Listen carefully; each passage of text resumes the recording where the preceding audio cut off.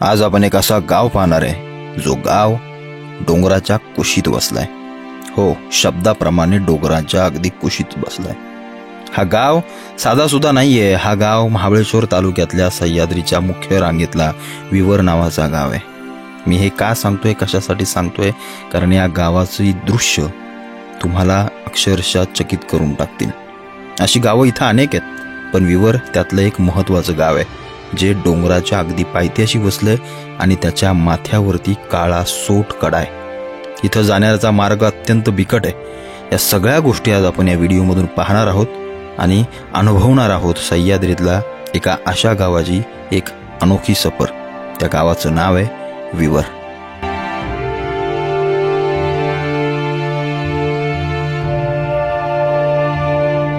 नमस्कार मित्रांनो, मराठी माणूस प्रदीप। मी आता एका अशा गावामध्ये आलोय की इथं आल्यानंतर मी जेव्हा मागचा या गावाच्या वरचा कडा बघतोय, अक्षरशः माझ्या अंगावरती काटा येतोय। मी महाबळेश्वर तालुक्यातल्या विवर नावाच्या गावी आलोय। विवर नावाच्या, तुम्ही तळदेव या तिथे फाटा आहे, त्या फाट्यावरून जर आतमध्ये आलात एक रस्ता जातो। अत्यंत भयंकर जंगल आहे आणि गावाच्या बरोबर माथ्यावरती अगदी काळ्या दगडातला कातळ असा कडा आहे। तुम्ही जर पावसाळ्यामध्ये इथे याल तर तुम्ही इथल्या या सगळ्या दृश्यांची मनमोहकची सगळी दृश्य पाहाल, पूर्णपणे भारावून जाल। मी तुम्हाला आव्हान निश्चित करतोय की तुम्ही प्रत्येकाने एकदा गावाला भेट द्या। इथलं जीवन आणि पावसाळ्याचा जो काही भाग आहे सगळा, आणि इथली सगळी पारंपरिक सगळ्या या गावाची गोष्ट मला अप्रतिम आवडली। मी अनेक दिवस झाल्या भागामध्ये फिरतोय आणि मी या विवर नावाच्या गावामध्ये आलोय। अत्यंत बिकट अशी ही सगळी वाट आहे या गावामध्ये येण्याची।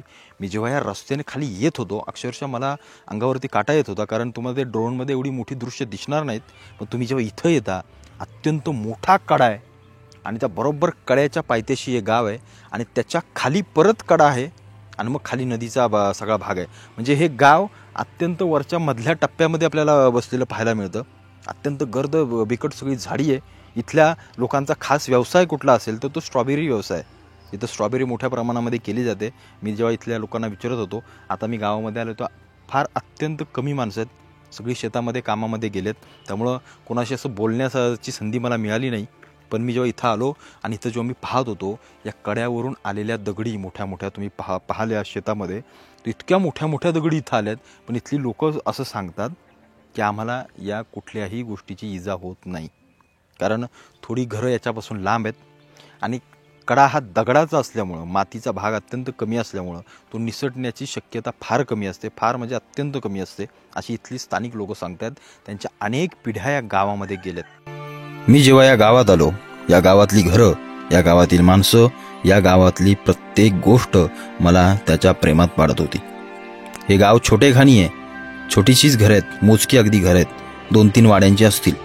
पण इथं आल्यानंतर इथल्या लोकांची पारंपरिक शेती असो, इथल्या लोकांचे व्यवसाय असो, इथल्या सगळ्या गोष्टीची जेव्हा मी माहिती घेतली तेव्हा मला समजलं की यांचं जगणं खरोखरच कठीण आहे। यांना, इथल्या स्थानिकांना, अनेकांना वाटतं की आम्हाला इथं राहणं योग्य वाटतंय, चांगलं वाटतंय, आम्ही पूर्वीपासून इथंच राहिलेलो आहे। पण काहींना असं वाटतंय की आम्हाला इथं आता राहायचं नाहीये, आम्हाला हा कडा पाहून भीती वाटते, किंवा आम्हाला आता या सगळ्या गोष्टींचा कंटाळा आलाय, आम्हाला थोडंसं सपाट भागामध्ये जायचंय। ही प्रत्येकाची मतं वेगवेगळी असू शकतात। या गावाकडे जाण्याचा मार्ग असा गर्द बिकट झाडींचा आहे। पावसाळ्यामध्ये तर इथं धुक्यातून काही दिसतच नाही। 4 दिवसापूर्वीच पाऊस पडला आणि त्याच्यानंतर मी इथं पोहोचलो, त्याच्यामुळं मला धुक्याच्या त्या सगळ्या गोष्टी दाखवता आल्या नाही। या गावामध्ये जाण्याचा जो रस्ता आहे तो देखील अत्यंत बिकट आणि कठीण आहे। कड्याला अगदी छेदून कापून काढलेला हा सगळा रस्ता आहे। इथं एक चूक आणि तुमची गाडी थेट दरीमध्ये जाऊ शकते। मी पुढे देखील सांगितले, तुम्ही कधीही याल नाही ते काळजीपूर्वक या, कारण काय असतं ना, आपल्या या सगळ्या गोष्टींचा आपल्याला अनुभव फार कमी असतो, कारण इथे दगडी पडतात, इथं झाडं पडतात, पाऊस भयंकर असतो, धुक्यातून पुढची वाट दिसत नाही आणि त्यातून आपण गाडी चालवत असतो, उतार मोठ्या प्रमाणाचा असतो आणि इथंच काहीतरी चूक घडते आणि आपला अपघात होण्याची शक्यता असते। या गावाच्या खालच्या बाजूला ही कडा आहे, त्याच्या खाली पण मोठी दरी आहे आणि त्या माथ्यावरती हे गाव आहे, त्याच्यावरती पुन्हा एकदा कडा आहे। अशा डोंगराच्या 3-4 टप्प्यांमध्ये वसलेलं हे विवर नावाचं गाव तुम्ही इथं आल्यानंतर त्याच्या प्रेमात नक्कीच पडाल। इथल्या लोकांचं जगणं, त्यांचं राहणीमान, त्यांची शेती, त्यांच्या सगळ्या गोष्टींची जेव्हा तुम्ही माहिती घेता तेव्हा समजतं की त्यांचं जीवन खरोखर अवघड आहे। जसं मुंबईसारख्या शहरामध्ये आपण ट्रेनचे धक्के खाण्यासाठी किंवा स्ट्रगल करतो, तसा स्ट्रगल यांच्या जीवनामध्ये देखील आहे, पण तो निसर्गासोबतचा आहे. या सगळ्या खोऱ्यावरती मी जेव्हा नजर टाकत होतो, ही ड्रोनची दृश्य जेव्हा मी नंतर पाहिली, तेव्हा मीच थक्क झालो की एवढ्या मोठ्या खोऱ्यामध्ये हे विवर नावाचं गाव डोंगराच्या कुशीत बसले. अशी इथं अनेक गाव आहेत. हे मी फक्त एक उदाहरण दिलं या गावाचं. तुम्ही इथं आल्यानंतर तुम्ही बाकीचेच जेव्हा स्पॉट फिरता, महाबळेश्वरचे पॉईंट्स फिरता, बाकी सगळ्या गोष्टी फिरता, त्याच्याऐवजी त्यासोबतच मी तर म्हणेन या गावांना देखील भेटी द्या.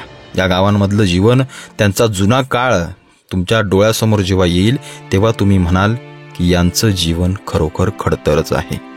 कारण इथली श्वापदं, इथलं जंगल, इथल्या सगळ्या गोष्टी तुमच्या अंगावरती काटा जरूर आणतील.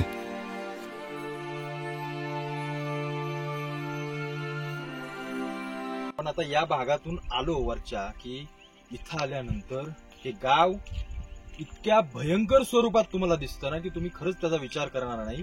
मी इथं या स्पॉटला थांबलोय आणि बरोबर माझ्या खाली अत्यंत मोठासा कडा आहे आणि त्या कडाच्या पायथ्याशी बरोबर हे सगळं गाव आहे. गावाचं नाव आहे विवर. तुम्ही इथं या पावसाळ्यामध्ये आवर्जून भेट द्या. या कड्यांमधून वाहणारे धबधबे, इथं सगळी अंथरलेली धुक्याची चादर आणि हे गाव, हे सगळ्या गोष्टी, हा सगळं हे जे काही कॉम्बिनेशन आहे, हे पाहताना तुमच्या अंगावरती शहारे जातील. आपण अनेक ट्रेक करतो, सगळ्या गोष्टी करतो. आता या गावात रस्ता झालाय, पूर्वी रस्ता नव्हता. पण हे गाव निश्चित पहा, कारण हे गाव खरोखर निसर्गाच्या किंवा डोंगराच्या कुशीत आपण जसं म्हणतो त्या सगळ्या शब्दाला अत्यंत खरं ठरणार आहे. असं हे विवर गाव आहे. मी इथून आता खाली बघतोय, अत्यंत खोल आहे आणि मी स्वतः घाबरतोय. जसं आपण रायगडावरती जातो किंवा मोठ्या मोठ्या कोकण कड्यावरती जातो, ते सगळं विहंगम दृश्य जसं दिसतं, तसंच या गावाचं दृश्य आहे. पण इथं कड्याची आहे भीती. काय होईल काय नाही सांगू शकत नाही. असं हे सगळं काय बोलतात त्याला, अत्यंत थ्रिलर अशी ही सगळी गोष्ट आहे. हे गाव आहे. तुम्ही इथं आवर्जून भेट द्या. तुम्ही जर आता इथे पाहाल तर मुख्यमंत्री ग्राम सडक योजनेच्या अंतर्गत इथे या गावाला रस्ता झाला होता. मी जेव्हा हे फलक पाहत होतो, मुख्यमंत्री ग्राम सडक योजना महाराष्ट्र शासनाच्या सगळ्या गोष्टीतून हा रस्ता पूर्णपणे बनवण्यात आला होता आणि त्याच्यामुळं शासनाने इथे लक्ष घातलं एका गावासाठी आणि म्हणून हा रस्ता खालीपर्यंत गेला. मात्र इथं गाड्या चालवणं अत्यंत अवघड आहे. इथली एक चूक आणि तुम्ही संपूर्ण कुटुंबासह संपू शकता. त्यामुळे इथं कधी जर आलात, यायचा जर प्लॅन करत असाल, या गावाला जर तापोळ्याच्या भागामध्ये किंवा महाबळेश्वरमध्ये आला तर या गावाला भेट द्यायची असेल तर गाड्या अत्यंत सावकाश चालवा. धुक्यामध्ये अत्यंत कोणतीही रिस्क घेऊ नका. गाड्या वरतीच थांबवा, वाटल्यास चालत खाली जा. पण इथून जर खाली गेलात, इथं कोणतीही सुरक्षा नाहीये. इथून जर खाली गेलात तर अत्यंत मोठा अपघात होऊ शकतो. त्यामुळे येत आहे तर काळजीपूर्वक या आणि या गावाला मी तरी म्हणतो पावसाळ्यामध्ये अवश्य भेट द्या. असा होता हा विवर नावाचा गाव. कधीतरी या, नक्की भेट द्या, अनुभव घ्या या निसर्गाचा, इथल्या गावाचा, इथल्या गावातील लोकांचा, त्यांच्या राहणीमानाचा आणि त्यांच्या संपूर्ण परंपरेचा. इथं फक्त येताय, फक्त मौज मजा फोटो काढण्यासाठी नका येऊ, तर इथल्या मातीचा आणि इथल्या राहणीमानाचा अनुभव नक्की घ्या.